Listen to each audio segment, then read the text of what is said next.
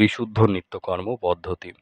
বইটা কিন্তু বেশ আগেকার একটু বই, মানে একদম আপডেট বই বলছি না, বেশ কিছু আগেকার বই। এই বইটা আমাদের যে বিষয় নিয়ে আজকে কথা বলবো, যে বিশুদ্ধ নিত্যকর্ম পদ্ধতি কেন আমরা তন্ত্রশাস্ত্রের বই প্রকাশ করি, ঠিক আছে, কিন্তু তা সত্ত্বেও আরও যে যে সমস্ত কর্মকাণ্ড নিয়ে আমাদের ঘাটাঘাটি হয়, ধর্ম বিষয়ক যা কিছু থাকবে তার সমস্তই আমরা প্রকাশ্যে আনার চেষ্টা করব যতটা সম্ভব হয়। তো বিশুদ্ধ নিত্যকর্ম পদ্ধতি এই জন্যই দরকার, যদিও তন্ত্র এবং বৈদিক যে কর্মকাণ্ড তার মধ্যে কিছুটা কিন্তু প্রভেদ লক্ষ্য করা যায়। তথাপিও আমাদের উম, আর কিছু করি না করি অনেক জায়গাতেই কিন্তু এই কার্যকলাপের মিল খুঁজে পাওয়া যায়। কেননা আমরা যদি পুরোহিত দর্পণ, বৃহৎ পুরোহিত দর্পণ ইত্যাদি আরো নানা শাস্ত্রগুলো দেখি, এগুলো অবশ্য শাস্ত্র না, আমাদের মেইন যে শাস্ত্র আছে সেগুলো নয়, কিন্তু আমাদের হেল্প করে এগুলো। তো সেগুলো যদি দেখি, সেখানকার বিভিন্ন বিষয়, বিভিন্ন ন্যাস থেকে শুরু করে স্তোত্র, কবচ, সমস্ত কিছু কিন্তু আমরা তন্ত্রশাস্ত্র থেকেই পাই।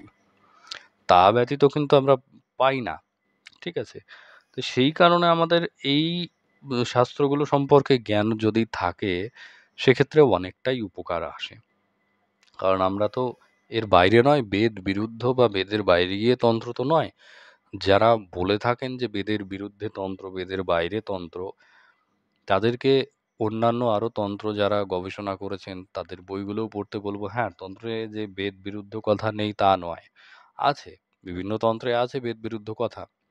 তাই বলে এই নয় যে সম্পূর্ণ বিপরীত, তা কিন্তু নয়। যাই হোক, তো আমরা যে বিষয়টা আজকে নিয়ে কথা বলবো তা হলো বিশুদ্ধ নিত্যকর্ম পদ্ধতি। বিশুদ্ধ নিত্যকর্ম পদ্ধতি 182 পৃষ্ঠার এবং প্রায় 25 MB মতো সাইজ। কি আছে বিশুদ্ধ নিত্যকর্ম পদ্ধতিতে? একটা সাধক বা সাধারণত ব্রহ্মচর্য পালন অবস্থায় বা বৈদিক আচার পালন অবস্থায় আমাদের যে নিয়ম কানুন পালন করতে হয় সকাল থেকে সন্ধ্যা অবধি, এই যে দেখুন প্রাতঃকৃত্য, এগুলো কিন্তু প্রত্যেক সাধক মাত্রেরই কর্তব্য। প্রাতঃকৃত্য আলাদা, আমাদের মধ্যাহ্নকৃত্য আলাদা, রাত্রিকালীন কৃত্যও আলাদা। আমাদের শুধু সকাল দুপুর রাত হিসেবে বিভক্ত নেই, আমাদের আরো কয়েকটা সময়ের বিভাগ বিভাগ রয়েছে। সেই অনুযায়ী যা যা কর্মকাণ্ড করার একজন সাধকের, সেগুলো কিন্তু পালন করতে হয়, যেগুলো তন্ত্রোক্ত নিত্য পূজা পদ্ধতি, রহস্য পূজা পদ্ধতিতে রয়েছে, এবং এই সকল শাস্ত্রগুলোতেও অনেকটাই রয়েছে। এই সকল বইতেও। তো কি পাবো আমরা এখানে? সাধারণত যেগুলো থাকে এখানে সেই সমস্ত জিনিসই পাবো, কিন্তু একটু শর্টকাটে পাবো। ঠিক আছে? যারা গৃহস্থে, যারা সংক্ষিপ্ত আকারে পূজা করতে চান, যদিও সেটা পূজার মধ্যে আমি ধরি না। সংক্ষিপ্ত যে পূজা, যা লোকে যেরকমটা করে, সেগুলো পূজার মধ্যে ঠিক ধরা যায় না। কেননা ন্যূনতম একটা জিনিস তো পূজার মধ্যে থাকে, তাই না? নাহলে তো পুজোটা একদম ছেলেখেলাই হয়ে যায়। সে সেই জিনিসটা যদি না থাকে সেটাকে পুজো কখনোই বলা সম্ভব হয় না। তো ন্যূনতম যারা একটু কর্মকাণ্ড করতে চান, এই বইটা মোটামুটি তাদের জন্য বেশ উপকারে লাগবে আশা করি। একেবারে যে অন্তঃসার শূন্য বই এটা তা কিন্তু নয়। তবে এখানে মোটামুটি বেশ ভালো বিভিন্ন কিছু আমরা পেয়ে যাব। পূজার সাধারণ নিয়ম কানুন এই যে এখানে দেখতে পাচ্ছি, আরতি, সাধারণ হোম, এবং পরবর্তীতে বেশ কিছু পূজা এখানে রয়েছে। আর শেষে আসন মুদ্রা, এখানে বেশ কটি আসন দেখা যাচ্ছে, এবং সবশেষে পরিশিষ্টতে শবদাহ ব্যবস্থা, বজ্র ভয় নিবারণ মন্ত্র, সর্প ভয় নিবারণ মন্ত্র, তুলসী মালা সংস্কার, এখানে কিছু মালা সংস্কারও দেওয়া আছে। যাই হোক, এগুলো যদিও অনেক বিস্তৃত বিষয়, কিন্তু এখানে সংক্ষিপ্ত আকারে বেশ কিছু তথ্যই আমরা পেয়ে যাই। বইটার আমরা ভেতরের দিকে যদি দেখি, কেন বলছিলাম শর্টকাট,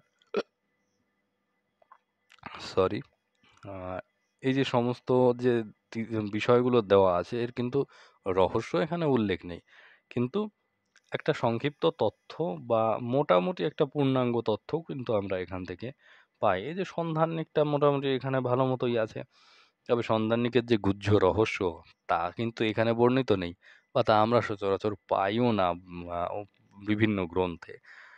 তো একেবারে নেই মামার চেয়ে কানা মামা ভালো, বইটা সেরকম মোটামুটি ছোট্টর ওপর বেশ ভালো বই, এটা আমার কাছে লাগে। তো যদি বইটা নিতে ইচ্ছুক হন, আমার ডেসক্রিপশন বক্সে দেওয়া হোয়াটসঅ্যাপ নম্বরে যোগাযোগ করতে পারেন। আমরা খুব শীঘ্রই আরও বিভিন্ন বই নিয়ে উপস্থিত হব। সময়ের অভাবে এবং নানা কার্যকলাপের ব্যস্ততায় আমরা সেই জিনিসটা করে উঠতে পারছি না। তো আশা করি খুব শীঘ্রই নতুন বই নিয়ে হাজির হব। তো ততদিন সবাই সুস্থ থাকবেন, ভালো থাকবেন। ধন্যবাদ।